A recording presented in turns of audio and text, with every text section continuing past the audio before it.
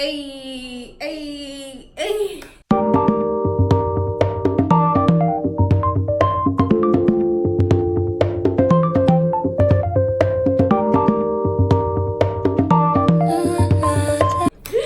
Alright, so hi guys, welcome back to the channel. Thank you all for coming back. If you're a returning subscriber, if you're new here, please don't forget to hit the subscribe button, click down below.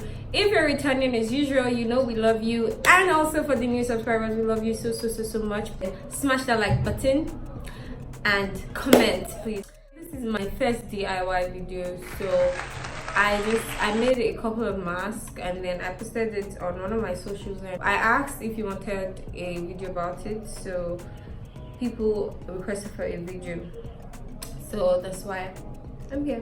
Okay, so a couple more because I want to be giving it out to a few people. I really want to advise you guys not to buy a mask because obviously it has been tampered with and you don't know who is who or who is carrying what.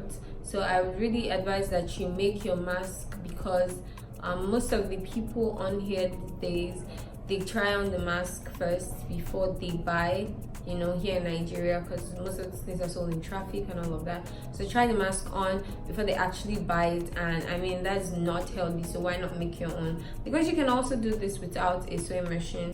Okay guys, these are the materials that you'll be needing to make this project. You need a scissors, you need a paper and pen for the pattern, you need tape roll, some hair ties or elastic, you need office pin, small safety pin material, you need needle and thread, and then fleece. If you don't have fleece, that's fine. I'll be showing you how to do this without a fleece. Then if you don't have hair ties, elastics, or any of the above, I'll be showing you how to do this with rope. So let's get to it.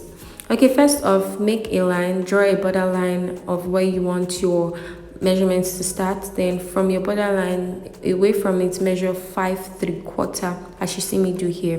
This is super easy to do, so just watch. Draw a line, after which you measure from the top 5.5 inches. Now you can decide to do 5.5 by 5.5, but this is my decision. Then draw a line, you get somewhat of a square. From here, like you see me do, measure 1 inch away from the borderline, like so. Trust me, this is very easy. Then on the borderline that we created earlier for all the measurements, towards the middle, measure 2.5 inches. See? Easy, yeah? The next thing to do is to measure from the bottom 2 inches towards the middle on the same borderline like you see me do here. After that, you would also measure away from the borderline 1 inch. That was really easy. All you need to do now is slightly curve the points to meet each other.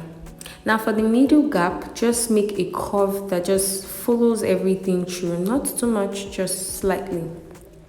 Now for the back part of the pattern, all you need to do from the top, measure 2 inches like you see me doing here. Super easy. And then curve from the top to the back right there.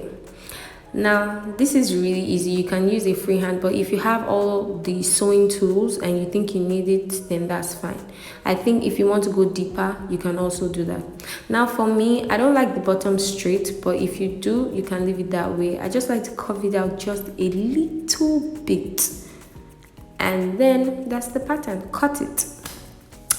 All right, this is the material we're going to be using like I showed you earlier. So just pin your pattern onto the fabric, don't tear it, please be careful, and then cut 2 pieces of it, just 2. So we're going to be altering the pattern because this is going to be a filter pocket, so measure 1/2 inch and then bend the pattern inwards, and also cut 2 pieces of that too. So this is done so that like you can have a filter pocket where you can put your tissue, because some people don't have fleece for interfacing. So like you see here, I have 2 short pieces and 2 long pieces. So all you're going to do is get your needle and thread, sew from this end to the other end and this end to the other end for both sides. So I'm not doing any fancy stitch. This is just a normal running stitch like you see here. So just repeat the same thing for the other side. And this is what it should look like. So on the shorter one, fold in the ends of both sides and just sew it. This is just to make it look nice and neat. So place the longer part down, right sides facing up, and then place the shorter one on top of it like so. Then sew from here to here and from here to here. This is what it should look like when you're done. So turn it inside out. Also, don't forget that you can use scrap materials for this. You don't have to get a big fabric. It doesn't really matter. So far you are staying safe. This is the filter pocket where you can slide your tissue. So close this part, and I beg you, don't sew this part shut. Just be very careful. And when you're closing, make a tunnel so that you can pass an elastic with your small safety pin through the tunnel that you created. Pass an elastic through. So this elastic, I cut it at 7 inches, and I don't know why it looks so sick. Maybe because I've had it for a while. All the supplies I used in this video, I had it at home. I always had it at home. So sew the elastic closed, and do this for both sides, and this is what it should look like. And you're done with the mask. This, you can put your tissue into it, and then with the same pattern, cut 4 pieces of your fabric and 4 pieces of your interfacing of fleece, and then iron it over like this. And then, like we did previously, sew from here all the way through to here, and do it for both sides. Now after you're done that, snip the circular part so that it can relax when you open it. Now open it up and place the other one on top of it like you see me do here. And then I have an elastic of 5 inches. You can use 5.5 depending on how tight you want it to be. So just place it inside of it and make a fine U shape. You can do this by 1/2 inch on each side, just in case you don't know where to place the elastic. So do this for both sides and pin it down. So with this, you can use a sewing machine. You can also use your needle. It doesn't really matter.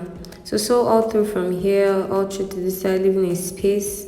Sew it all up, and this is what it should look like. Remember to snip the edges and cut off any excess, like you see me doing here. And then with the space that you left, turn it inside out nicely. Be careful not to rip anything because it will hurt so bad. Okay, so you can use your scissors or anything that's sharp to push out the edges so that it looks nice and it stands firm. Trust me, by now you already start to have a beautiful feeling and a feeling of gratitude that, oh, I made this. Okay, let's move on. After poking out all the edges, remember to sew that hole shut. Remember the hole that you used in turning it out? Yeah, that's what I'm talking about. Sew it shut. And this is what it should look like. You're done. Voila! Alright, if you don't have an elastic, you can always make use of rope. I made both long and short rope. For the long one, I used about 15 inches, and 12 inches should also be fine depending on your preference. And the short one, I made about 9 inches long.